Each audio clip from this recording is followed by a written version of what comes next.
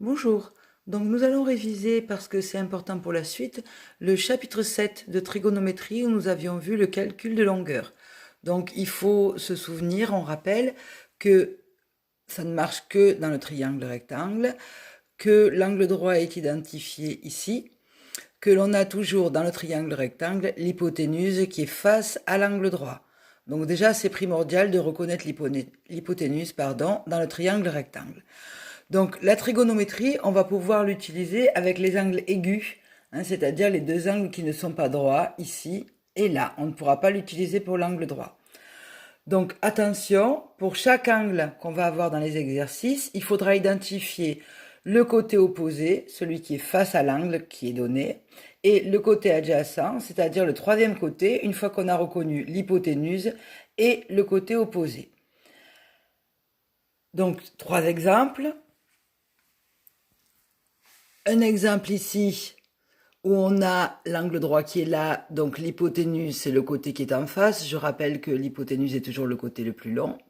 Donc on a cet angle qui nous sera donné, on cherche le côté opposé, il est en face. On cherche le côté adjacent, mais c'est le troisième côté, celui qui nous reste, vous voyez, il va vers l'angle droit.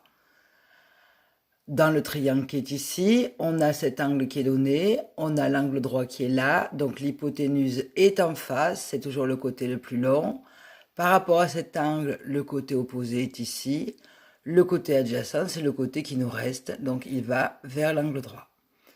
Troisième exemple, on a ici un autre triangle rectangle. L'angle droit est identifié là, donc l'hypoténuse est en face. Cet angle nous est donné, on cherche son côté opposé, il est en face. Le côté adjacent, c'est le côté qui nous reste. Voilà, donc ça, il faut savoir dessiner des triangles, identifier un angle qu'on nous aurait donné et repérer les autres côtés. Pour ceux qui avaient eu des difficultés dans ce chapitre, je vous invite à vous entraîner. Ensuite, on doit se souvenir de trois formules. La formule qui utilise le cosinus, la formule qui utilise le sinus, la formule qui utilise la tangente. Et on avait un moyen mnémotechnique de s'en souvenir qui était casse-toi. Donc, la formule qui utilise le cosinus, c'est côté adjacent, hypoténuse, sinus, côté opposé, hypoténuse, tangente, côté opposé, côté adjacent. Alors, je les ai écrits d'une autre façon ici, parce que comme on va écrire ensuite sous la forme d'un rapport, eh bien on a le A qui est sur la fraction, le H qui est dessous, le O sur la fraction, le H qui est dessous, le O sur la fraction, le A qui est dessous. Donc, grâce à ces formules, si je connais une longueur et une seule de mon triangle et la mesure d'un des deux angles aigus du triangle, je peux trouver les deux autres longueurs. Donc, j'ai un triangle rectangle, j'ai une longueur, j'ai la mesure d'un des deux angles aigus, je peux trouver les longueurs qui me manquent. Donc, on va, par exemple, utiliser le cosinus, c'est-à-dire CAH, si j'ai l'hypoténuse, parce qu'elle figure dans la formule, et que l'on cherche le côté adjacent parce que le A est dans la formule, ou inversement, j'ai le côté adjacent, je cherche l'hypoténuse. On va utiliser le sinus si j'ai l'hypoténuse parce que j'ai le H dans la formule et que je cherche le côté opposé parce qu'il est dans la formule, et inversement. On va utiliser la tangente si on a le côté opposé parce qu'il est dans la formule et qu'on cherche le côté adjacent, et inversement, si j'ai le côté adjacent, que je cherche le côté opposé. Donc, on comprendra tout de suite l'intérêt de bien identifier tous les côtés du triangle en fonction de l'angle dont on dispose, puis ensuite de pouvoir identifier quelle formule on va utiliser. Donc, à travers un exemple, on va voir la méthode. Bon, par exemple, je cherche dans un triangle le côté adjacent. Ça veut dire que je cherche le côté adjacent, je n'ai pas sa longueur. Donc, première étape, je vais identifier les côtés par rapport à l'angle, sous-entendu à l'angle dont je dispose. Donc ici, dans ce triangle rectangle, je dispose de cet angle, qui est l'angle ABC, et cet angle fait 30 degrés. Donc je repère l'angle droit qui m'est toujours donné.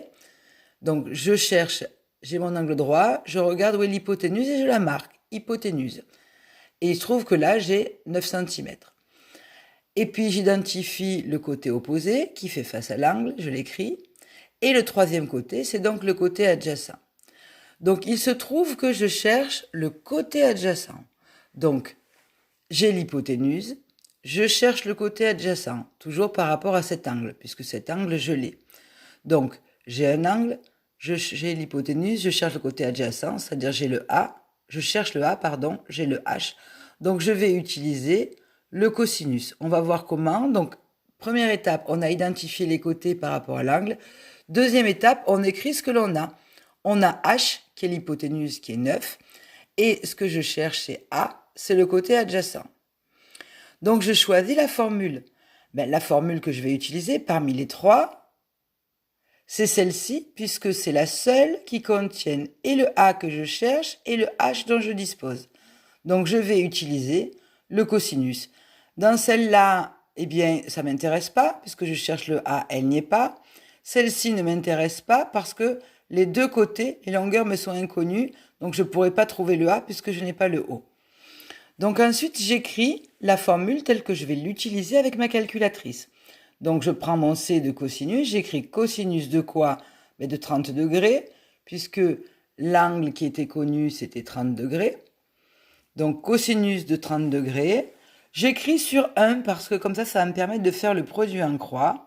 Égale quoi? Mon côté adjacent qui est au-dessus, sur mon hypoténuse qui est au-dessous. Donc maintenant, je vais remplacer de cinquième étape dans ma formule avec les valeurs que je connais. Pour l'instant, je laisse cosinus de 30 sur 1 égale le côté adjacent sur 9. 9, c'est la valeur de mon hypoténuse. C'est celle qui était dessinée sur le triangle rectangle, 9 cm. Et ensuite, je vais résoudre en utilisant le produit en croix. Donc, cosinus de 30 fois 9 divisé par 1 égale mon côté adjacent. Donc, pour l'instant, je l'écris. Cos de 30 fois 9 divisé par 1 égale le côté adjacent. Puis, je prends ma calculatrice. Sur la touche cosinus, je clique. S'ouvre la parenthèse, je rentre 30. Je n'oublie pas de fermer ma parenthèse. Je fais fois 9. Alors, divisé par 1 parce qu'on a 1, mais vous comprenez bien qu'on n'est pas obligé de le mettre. Quand je divise par 1, j'obtiens toujours le même nombre. Et ma calculatrice me donne 9 racine de 3 sur 2. Pourquoi? Parce que c'est un décimal qui n'est pas fini, donc elle m'en donne la valeur exacte. J'utilise ma touche SD ou la touche où il y a les deux petites flèches pour transformer en décimal. Donc, il y a quelque chose après, il y a un 4, donc j'arrondis au dixième et j'écris bien environ 7,79. Donc, ensuite, dernière étape, conclure. Donc, AB, qui était le côté que je cherchais, c'était mon côté adjacent, AB. AB mesure 7,79 cm au dixième près, puisque je me suis arrêtée au dixième près. Voilà. J'espère que cette vidéo vous a aidé à vous remémorer ou à mieux comprendre un chapitre qui était difficile. Je vous informe que je vois le nombre de vues sur les vidéos et que je vois que toute la classe ne regarde pas les vidéos. Donc c'est bien dommage, vous avez les outils, il faut les utiliser. Donc pour ceux qui viennent de comprendre peut-être des choses qui n'avaient pas été comprises, je vous invite à peut-être revoir une deuxième fois la vidéo, à faire des arrêts sur image, à vous entraîner à identifier les côtés, à vous entraîner à repérer les formules, et puis à vous entraîner à refaire un ou deux exercices avant-demain que vous aviez sur le cahier, c'était donc le chapitre 7, de manière à pouvoir vous contrôler avec la correction.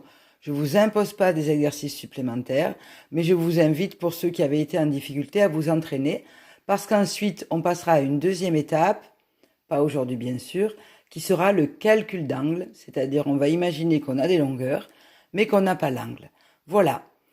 Bien, bonne lecture et si besoin, regardez une deuxième fois la vidéo et entraînez-vous.